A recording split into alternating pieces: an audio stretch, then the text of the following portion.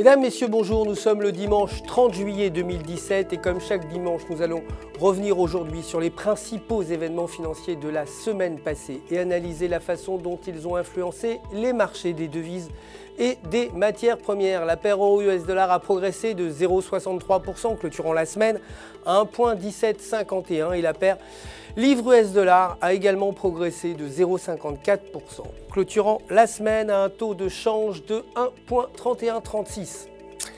Les rumeurs selon lesquelles Comcast et Verizon, deux des principaux fournisseurs Internet américains, pourraient accepter une fusion, inquiètent les actionnaires et les consommateurs. Un analyste de Citigroup a publié un article la semaine dernière affirmant qu'une fusion potentielle pourrait causer à la fois un monopole sur l'industrie et un service médiocre pour les 23,3 millions de consommateurs Internet de Comcast.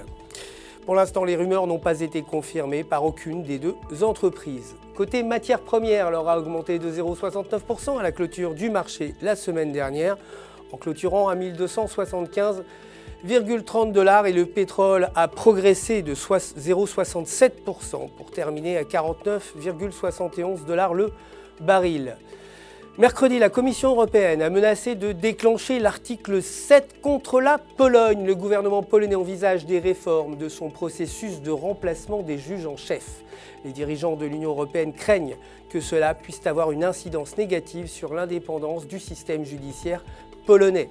La Commission européenne a annoncé à la Pologne qu'elle pourrait faire l'objet de lourdes amendes et de la suspension des droits de vote de l'Union européenne, ce qui est une source de préoccupation majeure.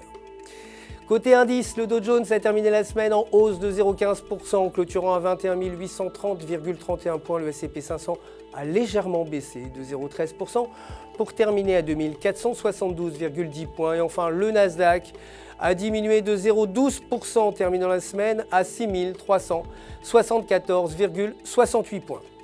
C'est tout pour le résumé des actualités financières de la semaine dernière. Je vous retrouve dès demain matin pour la suite de l'actualité des marchés du FX. D'ici là, restez évidemment en notre compagnie. Restez connectés à www.ufx.com pour tous vos besoins de trading et pour retrouver votre coach personnel prêt, vous le savez, à répondre à toutes vos questions. Tout UFX se joint à moi pour vous souhaiter une excellente semaine sur les marchés.